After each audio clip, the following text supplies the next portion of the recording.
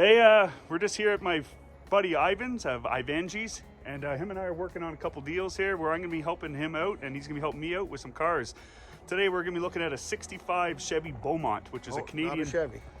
Actually, it's a lot of controversy.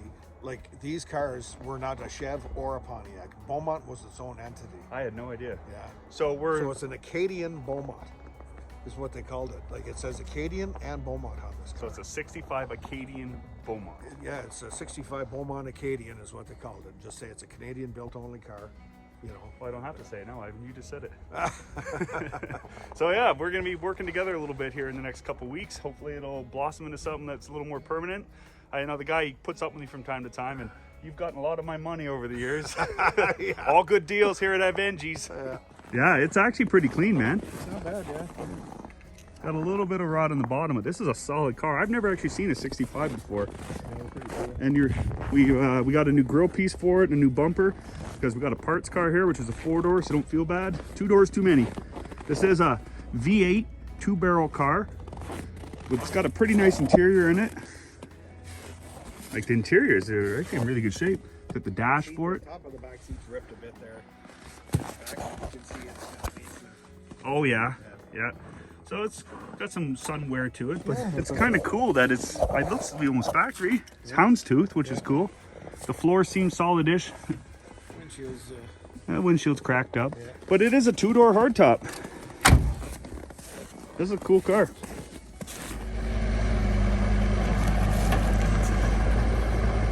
I swear he could feed a baby with this thing.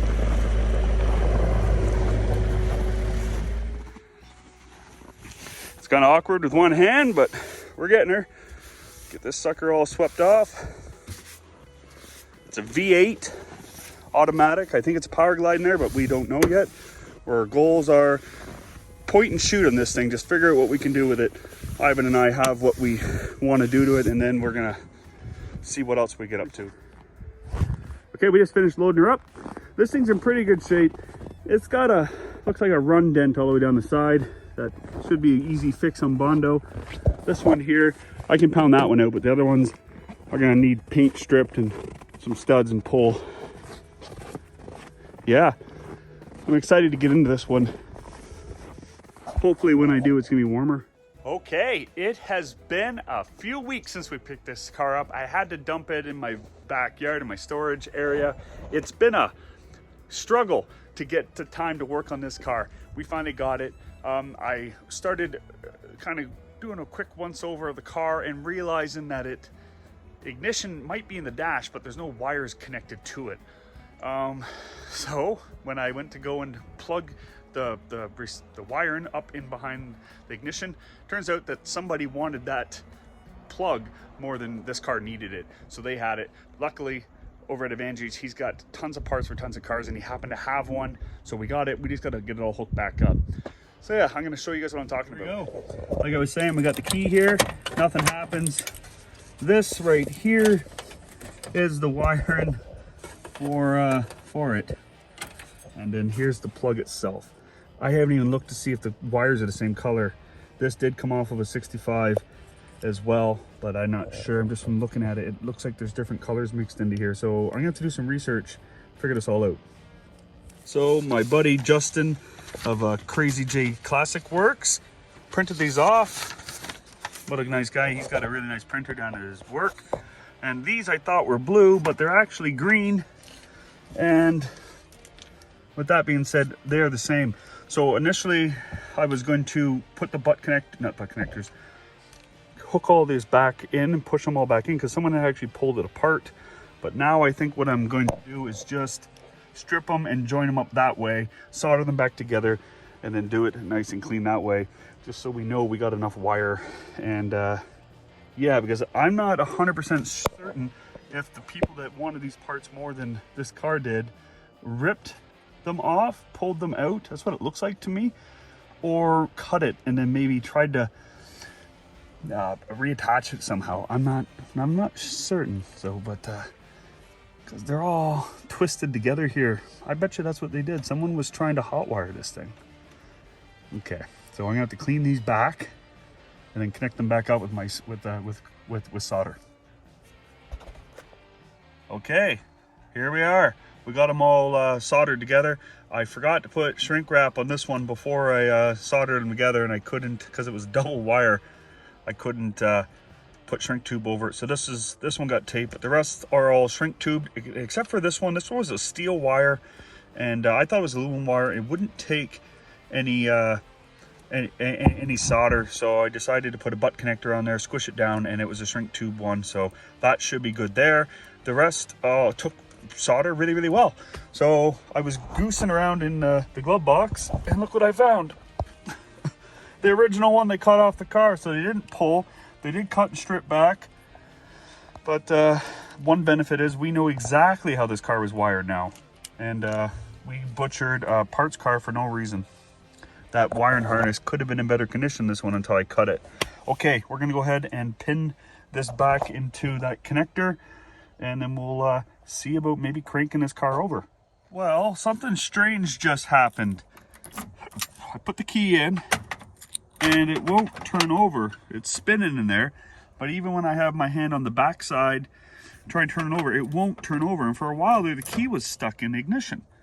So I don't know if the tumbler's all messed up or if the keys just plumb wore out. I am at a loss, because I was expecting just to plug this in, put a battery in it, and then it would turn over. I gotta get this key figured out before anything else. Here, and she opens right up. Okay. I got cables here. This one's the ground, so black is ground. Ooh, that's kind of a little hairy, but I can fix that. That might be a problem. So only got 3 or 4 strands holding it on, but we'll give it a shot. At least see what the current does to it. I got a nice deep cycle battery here. So negative is here. Let's see if we got any. It's not sparking, that's good. Okay, I'm gonna go over and turn the key and see what happens. And it's important to look for smoke too, I should say that. It's quite important to look under the dash and on your firewall when you hook the battery up and see if anything's smoking, because you could lose your whole car. So I'm gonna go ahead and do that right now.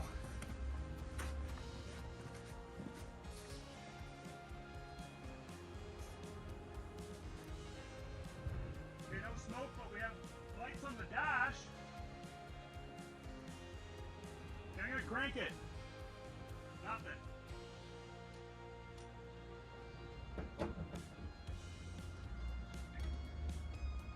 Ignition is working. Not crank it over. Okay. No smoke though.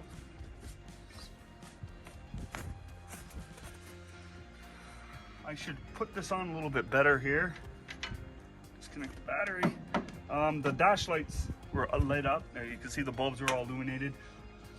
And we just got to figure out why this thing isn't wanting to run, or not run, why this thing doesn't even want to attempt to crank over. I don't hear it. Okay, from what I'm seeing here, distributor wires are all connected on nice and good. Spark plug wires look to be newish. Not saying they're new. I already checked the oil a while ago. It's got oil in it anyways. Put that back where she belongs. Starter wires, let's go check those. Doesn't even have a starter. That would be it, eh? This thing might not even have a starter.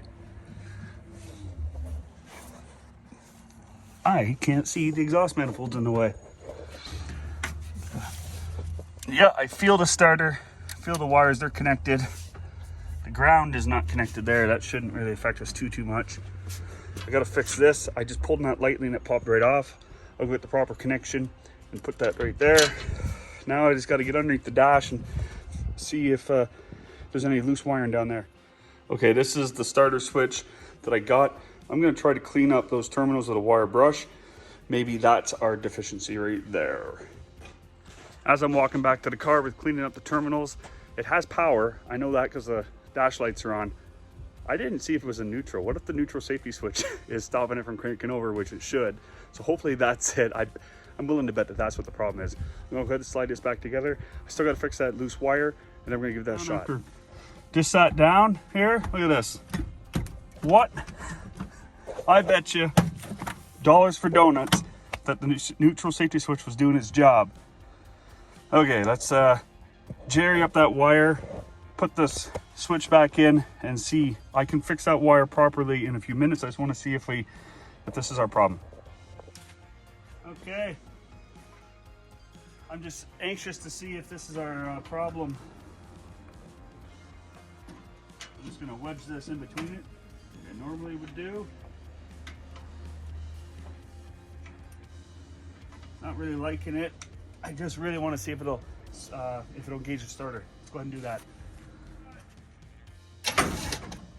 Okay, neutral safety switch was the issue.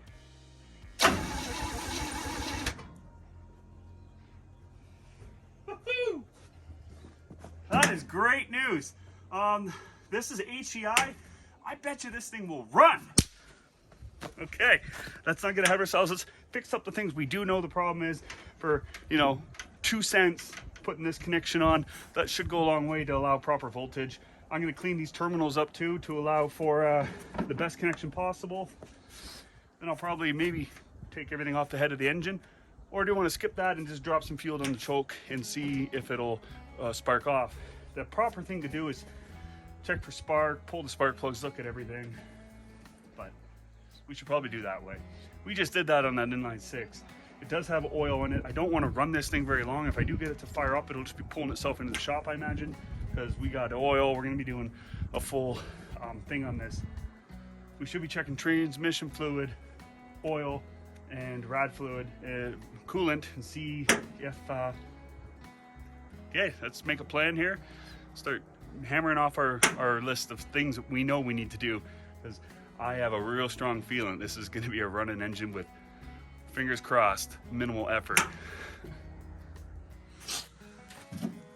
Let's can't make a mess back here because this is where I play with my dog when it's not full of crap boxes. Yeah, gonna get her all figured out. Oh, and I forgot to grab the post cleaner. Okay, we gotta grab that. Not a big deal. So I gotta grab the post, clean these up, and then we'll start checking fluids and stuff. Okay, engine oil, we just checked that, but I'm gonna wipe it down this time. It smells really old. I mean, old is a relative term to us because it's only a couple million years old, or however many millions of years old. Okay, the oil looked good. I'm gonna get the ATF. I know the car needs to be running, but I just want to see if there's anything on the dipstick. Oh yeah, there's a little bit on the tail end. That's better than nigh. Now the coolant, because there's no power steering on this car. Check the coolant level. And it looks to be bone dry. Don't hear any. If we can get this thing to fire off. Oh, look here. Wonder why there's no coolant in here. That's all bent up. We can probably straighten that out, but I wonder if the solder is going to hold. Not a big deal. We'll see if it runs before we do anything drastic. An important thing I want to do is look down the carburetor. You really want to pull it off and just see if there's anything in the carburetor. That's really important. It's cobwebs, all sorts. The best thing to do is pull that carburetor off, as well as you want to disconnect your fuel lines in case there is anything in that tank. You don't want it pulled up and put in your potentially good running carburetor otherwise. So yeah, I'm gonna get a light and see if I can see down past it. I'm probably gonna end up just pulling it off just to save any potential mouse nest going down into it. Let's check in the breather, see what that looks like. It's clean as clean could be, other than around it. Nothing got into it. Just like the middle was good, but there's all that crap. You don't want that stuff in there. Gotta keep the yard clean for my dog. I say that and just dump it all. Okay, yeah, I'm gonna pop that carb off, I say.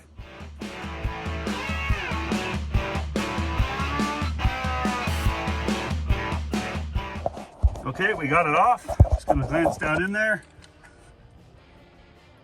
Oh, looks pretty good other than around there. I'm gonna clean that gunk off around the gasket, and then we'll grab that other crap while we're at it, bolt it back down, and let's try and fire this up with some fuel.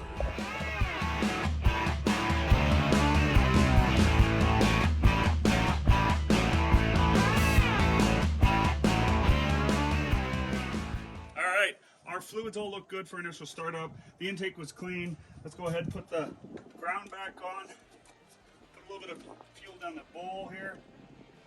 I don't want this thing to run very long. So let's go ahead and crank it over and see what happens.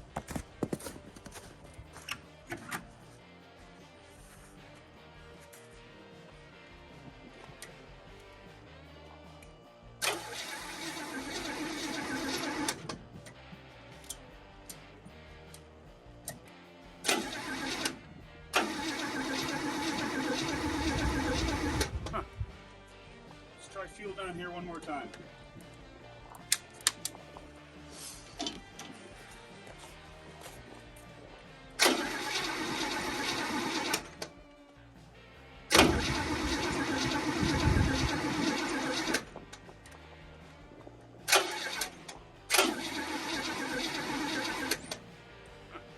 Okay.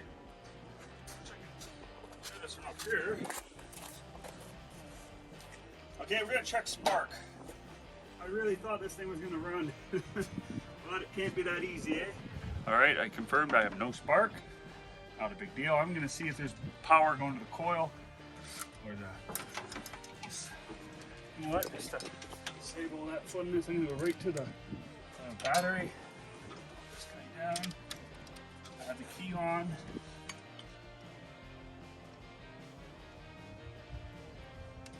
No power. Double check my keys on, but I'm positive I left it on. So I got power now to my coil. I don't really know what I did. I popped the ignition switch off and cleaned up the terminals on it and then put it back together. And now I have power coming to my coil at the bat side. So next I'm gonna pop, I checked, I thought I was filming, but I wasn't. I checked for spark, and either the spark plug I grabbed is bad, or we're not getting spark out of the distributor. So I'm gonna go ahead and pop the cap off and have a look and see what it looks like in there. Some corrosion going on in there. We gotta pop everything off and then try to clean it up as best we can. That's what I gotta do. You see here, she's pretty dirty looking. Go ahead and give it some nice scrapes. When I was in here grabbing the sandpaper, I also grabbed another HEI distributor that I had lying around. So, worst case Ontario, we can either swap out the entire HEI distributor or just swap the cap and everything over. I'm gonna go ahead and pull all the spark plug wires off in this unit.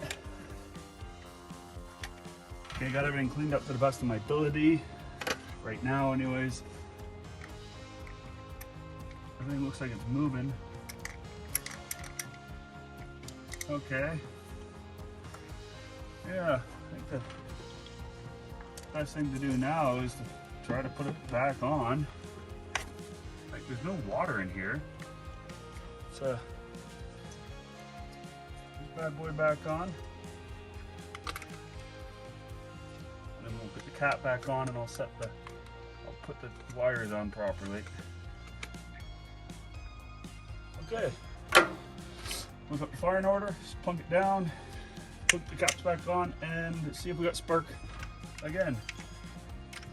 All right guys, we are running out of battery life. I put the spark plugs on. I didn't try to do it off memory. I looked on my phone, made sure I would put them in the correct order. I put some more fuel down just as you've seen. I'm gonna try and crank it over and then hopefully we got our spark figured out. Let's go.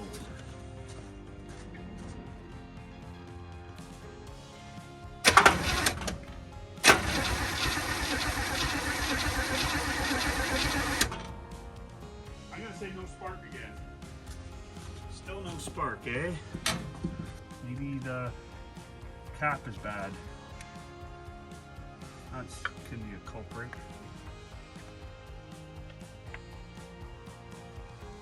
Okay, would you guys watch to see if we get spark?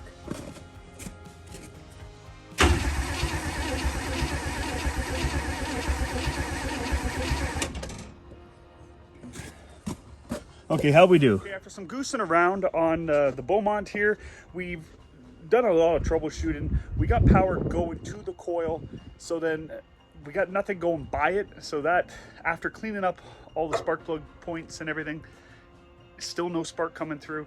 That leads me to believe that the HEI control module is toast. Luckily, we have a spare one on the other distributor. Instead of pulling the entire distributor out, I'm just gonna go ahead and pull it just to swap them out. So it's 2 screws, not a big deal. I'm gonna show you. Or if you don't know what I'm talking about, it's this thing right here, the 9904K21. I'm not sure if that's a part number, what that means, but it's really easy to pull out. You can do it in the car. It's 2 screws and disconnect the blade connectors and it should be swapped out. This came off my 366 big block Chev, so I know it's a working unit. And yeah, that's probably the reason why this car won't run, but we're just trying all the obvious stuff, and that's one of them. 90% of the time, that's what fails on the HEI, so let's go ahead and swap that out. And last night, I was suspecting that maybe the rotor cap wasn't turning. But after looking at it last night, it was pointing this way when we switched it out and inspected it, but now it's pointing that way, so that rules that out. Okay, we got it out. It's not swelled up back here, but still got the paste on it. Someone had hit it up with a marker that is either a D or a P. As you can tell, they're the same size post, got the small, big. Yeah, there's only one way this can go in. There's a couple posts here that line up with the base of the distributor. We're gonna go get this in real quick.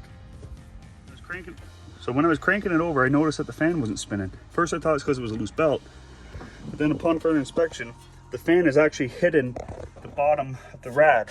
So then I looked at it a little bit more, and down here, it's all smashed out. Show y'all. Looks like it got hit.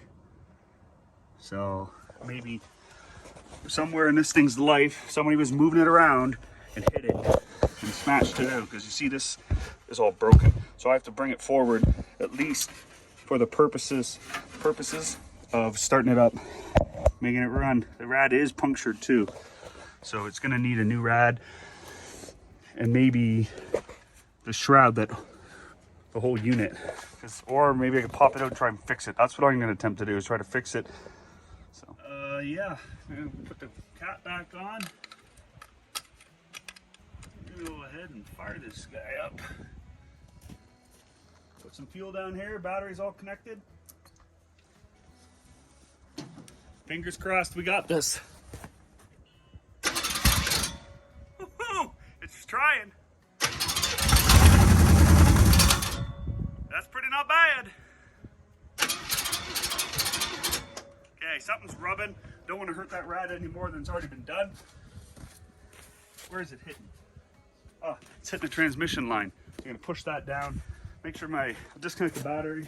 Don't want to burn up anything else. Sometimes the simplest things, you just follow the sequence of events and you'll get it. That sounded good. Other than that metallic sound out, I know what the problem was. Let's put a little more fuel down here.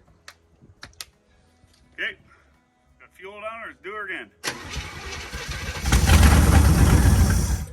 That sounds good. If it had more than a pinch of fuel in its system, it'd probably run. Okay. Okay guys, we're gonna try to make this thing run for more than a half a second. Try and get some down into the fuel bowl. And then I've got a catch on the fuel pump, the feed, just to see if it does pump any fuel. I want to see the quality of it. And then if it doesn't look too bad, I got a second filter we can put on, and then maybe run this thing off its tank, and we'll just kind of play it by ear. But first off, see if there's anything comes out. Let's go.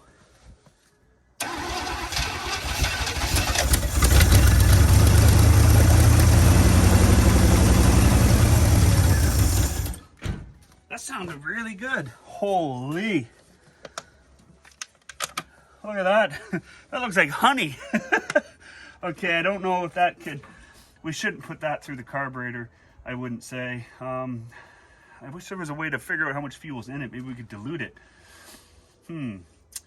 I'd feel a lot better if I maybe disconnected that fuel tank, ran my own line to a known good clean fuel source. that's what I should do with the... Okay guys, I got her hooked up to a jerry can system off the fuel pump, and I'm going to try to purge out whatever old fuel is in from the pump up to the filter into there, and then we'll hook it up, and that should give us clean fuel going to the carburetor. So let's go ahead and fire this up temporarily one last time, and then we'll hopefully have an idle out of this thing once we connect up the fuel system.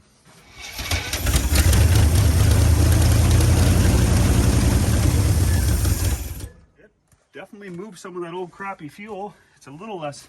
We might have to do this once or twice until it starts pulling nice clean fuel.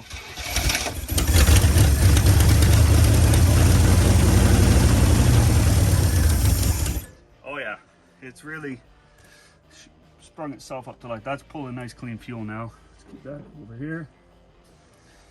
Now, I know it's still off colored, but the first few of rotations was just like honey. So this is mixed in. I think we're good to add in the actual fuel line now. All right, gents, I got the fuel line hooked back up. Let's try to get a little bit in the fuel bowl again. Give it a head start. As far as I'm concerned, this thing should fire up, and if it's gonna idle, it'll idle right now.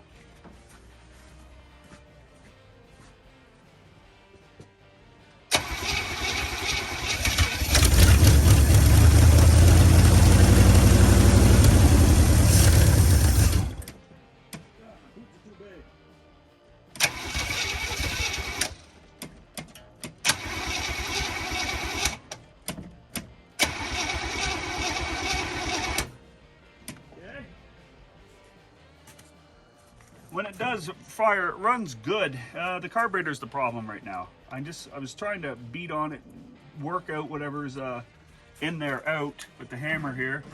It fires. Just give her some light taps. You're not beating the living piss out of it. You're just trying to rattle things in there loose, because the engine sounds really, really good. I have another carburetor right here for it. So if that doesn't, I can't get this one to smarten up in a couple of run fires. I'm gonna swap it out. I even tried to manually choke it, trying to pull all the snot through. Didn't seem to do anything. We're gonna give it another shot here. So that's cool.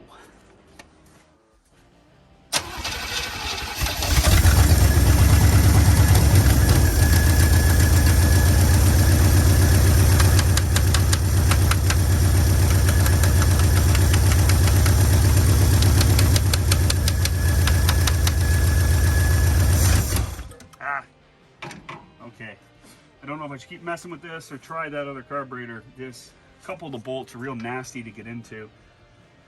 These are pretty straightforward to rebuild, but this car came with the one that looks to be in really good condition. It looks like somebody went through it recently, so we're going to throw it on and just use what we got. Yeah, and then after we get this thing to run, the next thing to do is inspect the brakes and before brakes, transmission, and jack the rear end up, set it down on blocks, and see if it will go into gear. It's a Power Glide. I'm 90% sure. I haven't actually investigated it. I'm just going off research. It's a single pot master cylinder, so if one wheel cylinder is blown out on it, the whole system's down. So that's kind of a pain in the butt. I haven't even popped that off yet to see what's in there. Yeah, that's, I think I'm just going to peel that carb off. Let's go.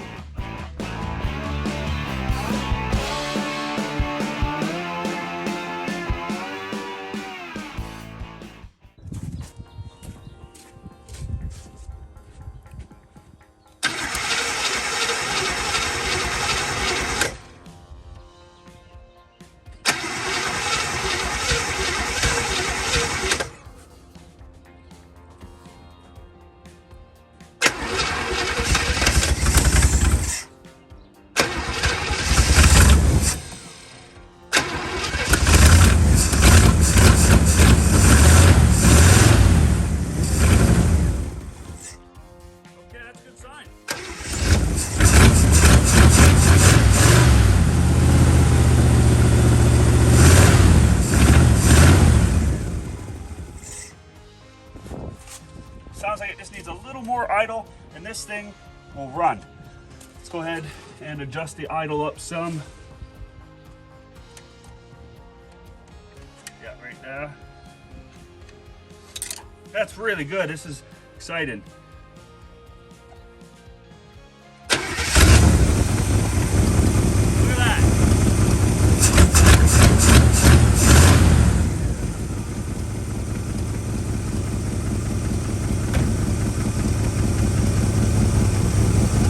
be happier. Listen to this thing purr.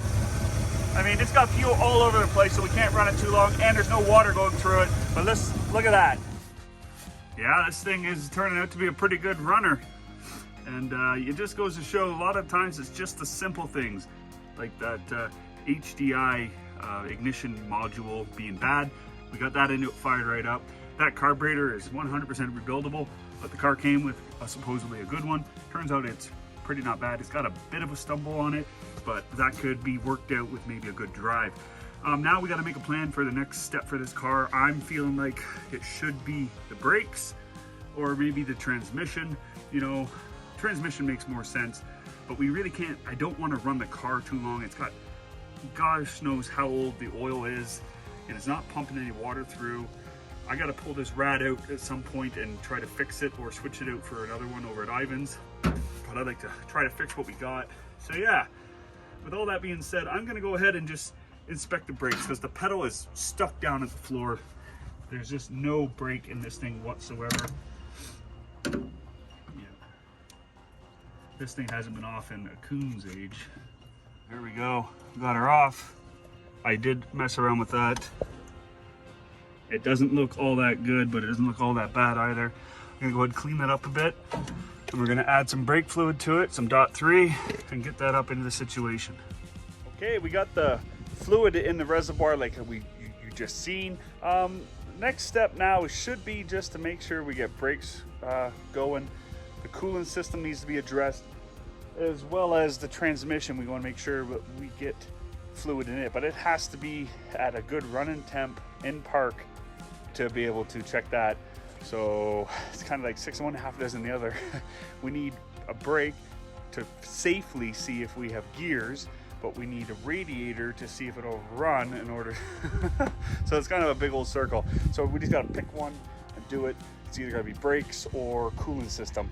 I'm leaning towards the cooling system to get it all whipped up into shape, and then we'll do brakes. We got the fluid in there, so it might self-bleed.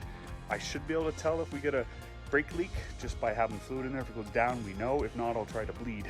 So yeah, it was a lot of information, but we're starting to formulate a pretty good plan in my opinion. So I think that's it for today. My wife and I have dinner plans with my good buddy across the road, Shorty Index, great guy, you should look him up. And but we're gonna clean up my tools and then get back on this tomorrow.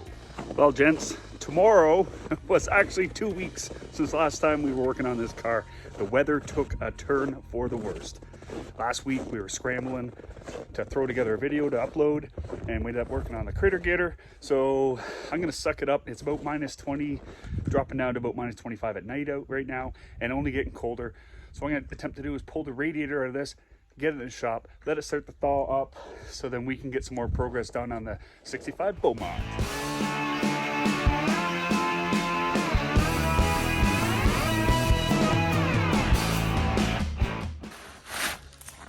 That's not bad. See if the hood will stay open now. Oh, there. Problem solved. Let's get the radiator out of this thing. Now, since the lower rad hose is already removed, I'm just going to worry about the top rad hose, and I believe there's only 4 bolts that hold this thing in, and they're 1/2 inch. They just kind of go around. Yeah, enough. Let's get on this here real quick. All right, that should be it. Pop these out, and this guy should come right out.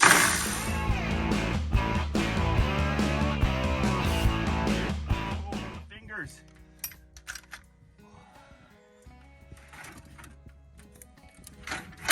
Oh,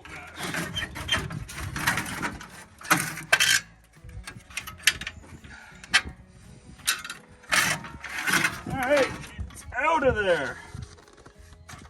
Okay, good. All right, guys, so what we got going on here is, right here was beat the tar out of it from the fan, from me running the engine before I realized what was happening. I caught it relatively quick. I don't see actually any puncture wounds on the copper, but the steel is all messed up. That's what it looks like now, and that's what it should look like. So I think the best course of action would be to try and bend this steel back out so they kind of line up, and then weld it together with a piece of steel, kind of jumping it across. Anyone that's going to restore this car will have to replace this. But yeah, it's not, we can make it work for our purposes here. I'll have to straighten that out too. We can, I want to put some JB weld on all up around here, maybe some RTV, and then weld this back together. And then I'll probably fill it up with water just to make sure we're not completely wasting our time.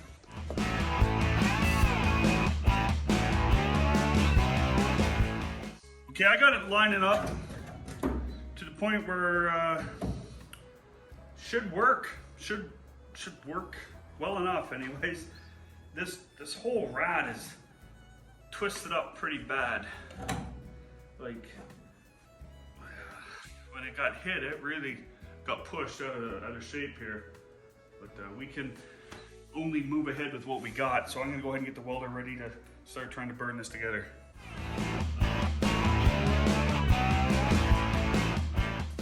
Well, I've got that all tacked up. There it is, it'll hold. My only actual concern now is if it's gonna, when I torque it back down, when I put these 4 bolts in, is it gonna still be in the way of the fan or not? I mean, I got some other methods I can do. This, like I said, is the housing is no good and the rad's really not that good either. But I just trying to make a video here. Normally, if this is going on a car that would be put back on the road, either you'd spend a lot more time bashing this one out, which I don't think you could really salvage this one. By the time you straighten it all out, it's going to be all the solder will be broken free on it. I think, and we're doing what the only thing we can do with this particular radiator. Okay, enough justification for what I'm doing. I'm gonna straighten this out now, let that set up, and I guess go back out there and brave putting it back in the car.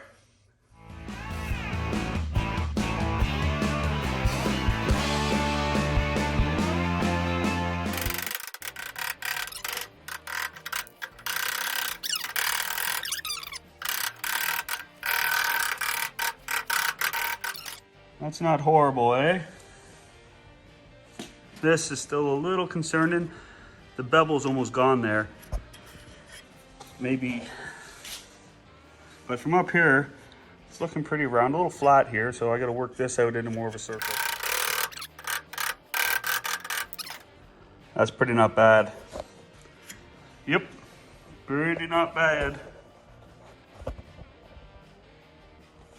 All right, we got this piece of birch, white birch, I just cut down to size roughly. Kind of fills the gap, but not enough to seal it. So I have some tape on it. I'm really concerned about the fins.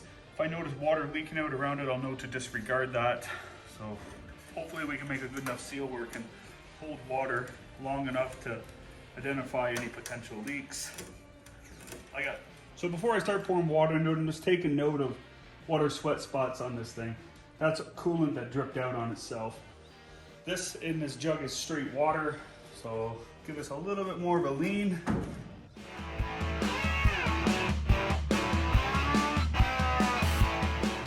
I'm gonna let this sit for about, I don't know, 10 minutes and see if I see any water leaking out of it.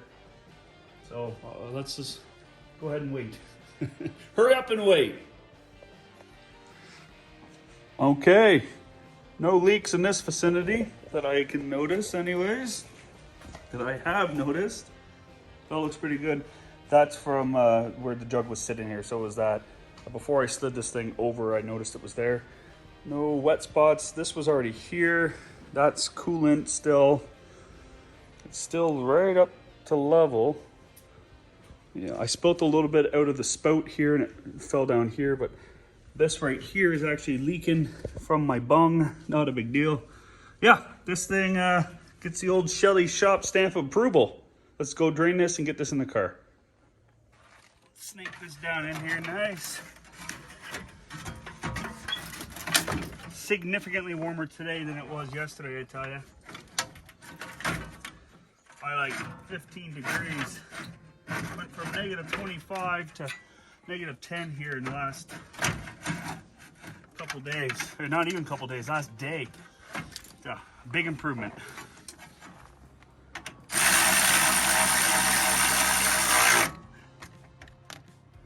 Now that, I'm pretty sure, went exactly how I wanted it to go. It's clears. I was slightly worried about it's still not clearing because I was guesstimating on where everything was supposed to be when I welded everything back together. Yep. And we're good to go with this. We can start adding fluid to it. It's really rewarding.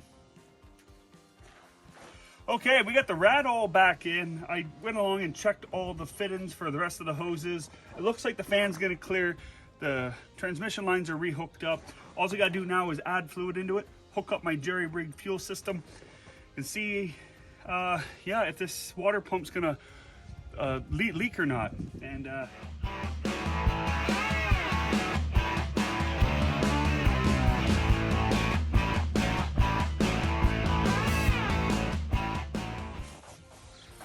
okay, let's get this sucker to fire off here some. Gotta open that up. We had it running before the cold snap, but it just warmed up today, so it might be a bit of a bear. Let's give her some juice here.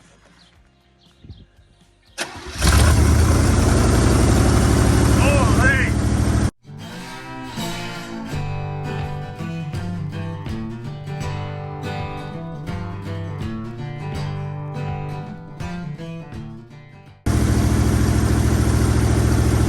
Idling a little high.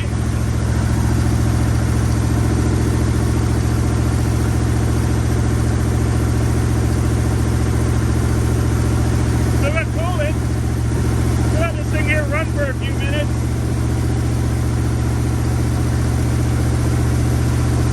Yeah, it's great.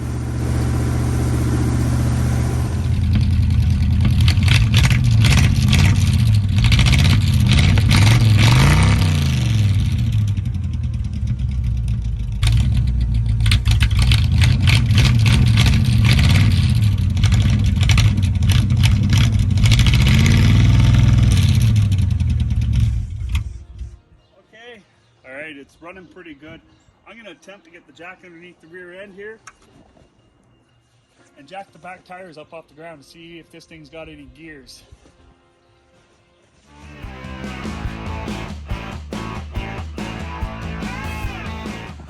Okay, both the back tires are up off the ground.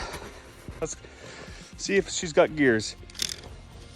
Now what I'm going to attempt to do is start it and then quickly put it in gear while it's running, because we got no brakes whatsoever. This is not the ideal way of doing this, but it should work.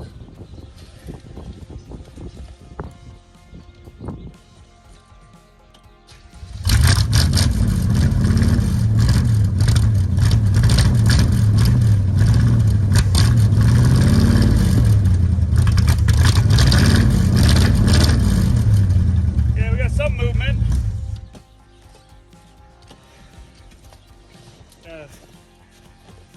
Check the fluid again. It had fluid in it. Well, we're adding in about 4 of these, I say. And we'll, this should eat up all of this, and hopefully we can see some on the dipstick. Let's see if we got some gears in this old girl.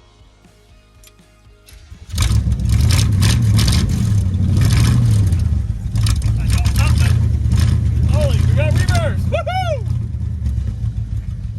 Neutral.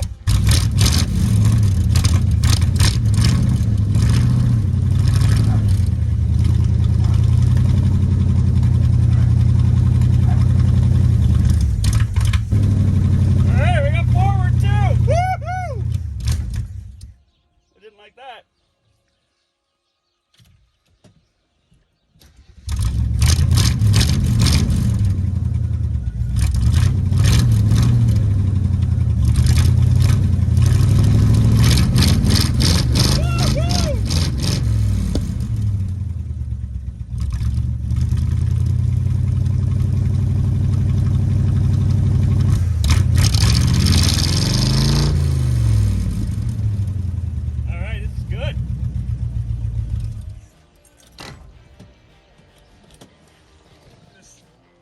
All right, let's go ahead and fire this old girl up again.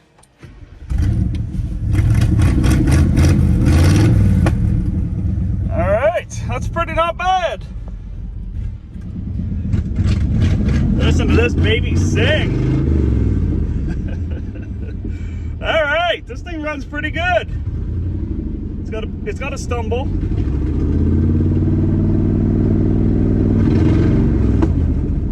It doesn't like it when you drop the throttle right off, but it runs good. I guess the next step for this old girl is see if we're gonna put brakes on it, and then that should be the next thing to do. But we also need to clean it all out. Get the interior all cleaned up, get all my stuff out of here, vacuum the carpet, put the dash back in it, fix the grill too, give the interior a really good clean. There's the dash that's got to go in it. Somebody really put the beans to this, and I think it's bent up because that's pretty twisted here. We'll see if the parts car has a nicer dash. Maybe it can go back into this one, but I'd like to put the heater control, the radio, all that good stuff back into it. Somebody really wanted the dash out of this thing because that wire right here is cut. So I'm gonna have to take note on the parts car, and when I remove everything from it, make sure I remove the things properly so we can go ahead and reinstall it back into this 65 Beaumont. Yeah, we got the horn stuff down here. I wanna just put everything back together, and then hopefully we'll get to do a brake job on it too. I'm really uncertain if the brake jobs in the future for this car, as much as I'd like to do, I'm working on this with Ivanges, my buddy Ivan over there. It's a joint effort, so I'll have to talk to him, convey with him, and figure out what we're gonna do. But this thing runs really good. He seems pretty happy with how it runs. We know it's got a good transmission now. I said I would pull dents, put this thing back together, make it look like a car again. We do have one tire that keeps going flat. It's not a big deal for this car, but yeah, I'm hoping all the wheel cylinders look good. And right now it's the brake master cylinder, but I don't want to go and put a brake master cylinder into it unless the wheel cylinders are good. You catch what I'm saying? Yeah. So let's and to figure out what the next step is for this car. I think that's going to be a wrap for this episode of Schelly's Shop. The next time we be working on the 65 Beaumont, we're going to be cleaning it out, possibly a brake job, and then seeing if this thing will actually drive around. If we get the brakes done, the transmission seems to work real good. Yeah, this thing's going to be a pretty sweet car. We got a lot of parts we can pull off the 65 Beaumont parts car, the 4-door. You will see this car again on an upcoming episode of Schelly's Shop. Till next time, cheers.